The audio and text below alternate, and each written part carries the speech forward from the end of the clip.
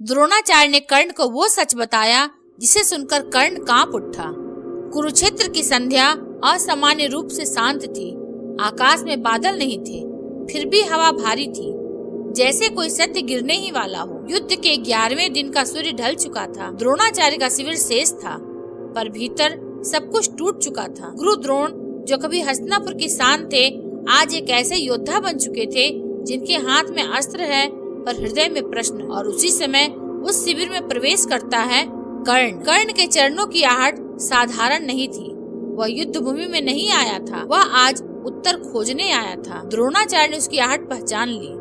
बिना पीछे देखे बोले, आ गए सूर्यपुत्र, आज तुम युद्ध के लिए नहीं आए हो।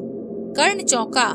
गुरुदेव, आप जानते थे? द्रोणाचार्य ने मंद मुस्कान के साथ कहा, जब किसी योद्धा की आंखों में क्रोध नहीं, केवल मौन हो, तो समझ लो वह सत्य खोज रहा है।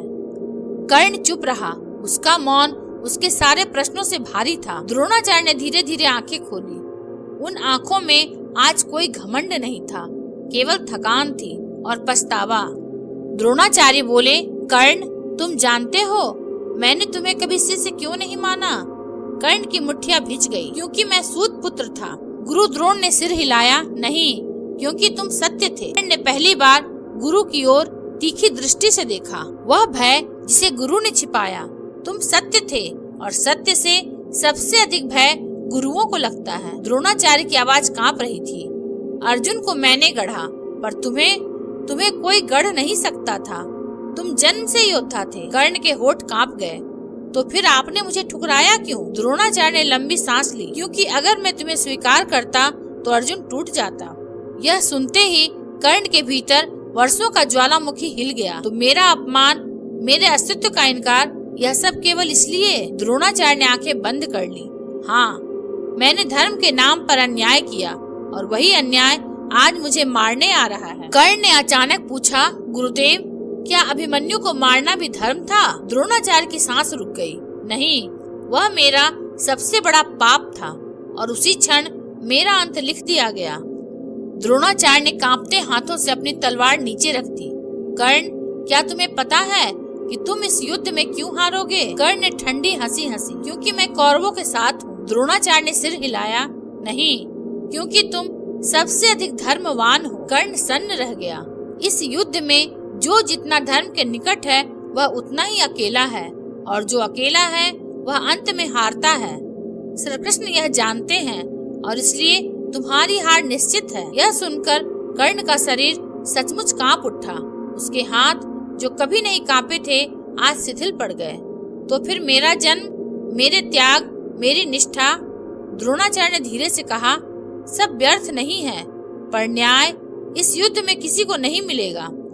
द्रोणाचार्य धीरे धीरे उठे। मैं तुम्हें अस्त्र नहीं दे सकता, पर एक सत्य दे सकता हूँ। कर्ण ने सिर झुका दिया। श्री कृष्ण तुम्हें छल से हराएंगे, पर इतिहास तुम्हें महान कहेगा। कर्ण ने पहली बार किसी गुरु के चरण छुए।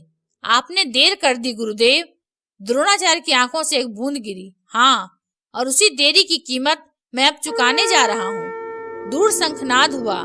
द्रोणाचार्य ने आंखें बंद की, और कर्ण कुरुक्षेत्र की उस रात में अकेला खड़ा रह गया, कांपता हुआ। कुरुक्षेत्र की वह रात कर्ण के जीवन की सबसे लंबी रात थी। द्रोणाचार्य के शब्द अब भी उसके कानों में गूंज रहे थे।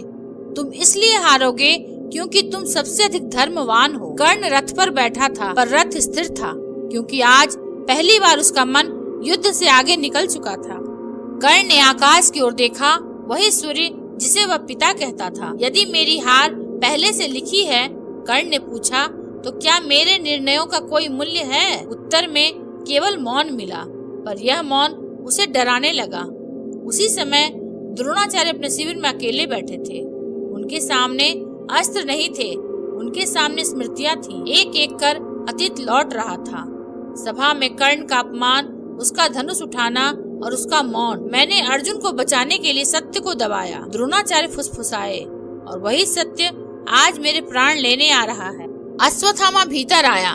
पिताजी, आप युद्ध में मन क्यों नहीं लगा रहे? द्रोणाचार्य ने पुत्र को देखा। क्योंकि आज मैं केवल सेनापति नहीं हूँ, मैं एक दोषी गुरु हूँ। अश्वत्थामा कुछ नहीं बोला। वह समझ गया। आज उसका पिता पहली बार डर रहा है। रात के तीसरे प्रहर कर्ण को कुंती याद आई, वही कुंती जो सत्य जानती थी पर समय पर बोली नहीं। यदि सबने समय पर सत्य कहा होता, कर्ण ने सोचा, तो क्या यह युद्ध होता? पर प्रश्न का उत्तर युद्ध भूमि में नहीं मिलता। उसी रात श्री कृष्ण अर्जुन के साथ बैठे थे। श्री कृष्ण बोले, अर्जुन, कल द्रोण को हराना होगा। अर्जुन चौंका, पर वे तो अजेय हैं। श्री कृष्ण ने शांत स्वर में कहा, कोई भी अस्त्र से नहीं, सत्य के टूटने से हारता है। अर्जुन ने कुछ नहीं पूछा, वह जान गया कल धर्म सीधी रेखा में नहीं चलेगा। सूर्योदय के समय पक्षी चुप थे। कर्ण ने इसे देखा, द्रोणाचार्य ने इसे महसूस किया और श्री कृष्ण पहले से जानते थे। युद्ध शुरू होने से पहले कर्ण द्रोणाचार्य के पास आया। गुरुदेव, कर्ण बोला, आज युद्ध मत कीजिए। द्रोणाचार्य चौंके, क्यों? कर्ण ने गहरी दृष्टि से कहा, क्योंकि आज धर्म आपको बचाने नहीं आएगा। द्रोणाचार्य मुस्कुराए, धर्म ने मुझे बहुत पहले छोड़ दिया था सूर्यपुत्र। युद्ध के बीच वह क्षण आया जब युधिष्ठिर ने वह वाक्य कहा, अश्वत्थामा मरा, अर्ध सत्य, पर परिणाम पूर्ण मृत्यु। द्रोण के हाथ से अस्त्र गिर गया। उसकी आंखों में केवल एक प्रश्न था, क्या यही धर्म है? जब कर्ण ने सुना कि द्रोण मारे गए तो उसने धनुष छोड़ दिया। उसके होठ कांप उठे। तो अंततः सत्य नहीं, नीति जीत गई। उसने पहली बार श्री कृष्ण को देखा और समझ गया, यह युद्ध केवल कौरव पांडव का नहीं था, यह युद्ध सत्य और आवश्यकता का था। संध्या होते होते कर्ण अकेला खड़ा था। उसने स्वयं से कहा, अब मैं जान गया हूँ कि मेरी हार क्यों निश्चित है, क्योंकि मैं इस युद्ध में झुक नहीं सकता। दूर से शंखनाद हुआ। कल उसका दिन था या उसका अंत। कुरुक्षेत्र की रात गहरी हो चुकी थी। द्रोणाचार्य का शिविर अब केवल एक स्थान नहीं था, वह अपराध बोध बन चुका था। कर्ण वहाँ से निकल चुका था, पर उसके भीतर कुछ टूट गया था। वह सत्य जो द्रोणाचार्य ने दिया था कर्ण के अस्तित्व से टकरा रहा था। कर्ण ने उस रात अस्त्र नहीं उठाया। उसने पहली बार अपने जीवन को देखा, एक सूत पुत्र जिसने हर अपमान को धैर्य में बदला, एक मित्र जिसने अधर्म के साथ खड़े होकर भी अपने भीतर धर्म को मरने नहीं दिया, और एक योद्धा जिसकी हार पहले ही लिख दी गई थी। यदि मेरी हार निश्चित है, कर्ण ने स्वयं से पूछा, तो क्या मेरी निष्ठा व्यर्थ है? उत्तर नहीं आया। अगले दिन जब द्रोणाचार्य का वध हुआ तो कर्ण वहाँ नहीं था, पर उसकी आत्मा सब देख रही थी। द्रोणाचार्य का अस्त्र गिरा क्योंकि उनके भीतर का गुरु पहले ही मर चुका था। अश्वत्थामा मरा, यह वाक्य द्रोण को नहीं, धर्म को मार गया। कर्ण ने बाद में यह सुना और उसके होठ कांप उठे। तो अंततः सत्य ही नहीं, असत्य भी धर्म बन गया। द्रोणाचार्य की मृत्यु के बाद श्री कृष्ण कर्ण से मिलने आए। यह वह संवाद है जो किसी ग्रंथ में नहीं मिलेगा। श्री कृष्ण बोले, सूर्य पुत्र, अब भी समय है। कर्ण मुस्कुराया, अब नहीं माधव, अब मेरा अस्तित्व मेरे निर्णय से बंधा है। श्री कृष्ण ने उसकी आंखों में देखा, तुम जानते हो तुम्हारी मृत्यु कैसे होगी? कर्ण ने सिर हिलाया, हाँ, पर मैं यह भी जानता हूँ कि मेरी मृत्यु आपके मौन से होगी। श्री कृष्ण चुप रहे। कर्ण बोला, गुरु द्रोण ने मुझे बताया कि मैं इसलिए हारूंगा क्योंकि मैं धर्म के बहुत निकट हूँ, और आप इसलिए जीतेंगे क्योंकि आप धर्म से ऊपर हैं। श्री कृष्ण ने गहरी सांस ली। धर्म से ऊपर नहीं कर्ण, धर्म के बोझ के नीचे। श्री कृष्ण ने अंतिम बार कहा, यदि तुम पांडवों के साथ आ जाओ। कर्ण ने मना कर दिया। तब दुर्योधन सिर्फ हार नहीं जाएगा, वह टूट जाएगा, और मैं अपने मित्र को इतिहास की भीड़ में अकेला नहीं छोड़ सकता। श्री कृष्ण की आंखें नम हुई। अगले दिन जब अर्जुन के साथ कर्ण का सामना हुआ तो वह युद्ध दो योद्धाओं का नहीं था, वह न्याय और नीति का संघर्ष था। जब कर्ण का रथ फंसा, उसे द्रोणाचार्य के शब्द याद आए, तुम्हारी हार निश्चित है। पर कर्ण ने धनुष नहीं छोड़ा, उसने केवल आंखें बंद की। हे सूर्यदेव, यदि मैंने कभी अधर्म नहीं चुना तो मेरी आत्मा को शांति देना। और बाण चला। जब कर्ण गिरा तो पृथ्वी कांप उठी और आकाश मौन रहा, क्योंकि यह मृत्यु युद्ध की नहीं थी, यह बलिदान था।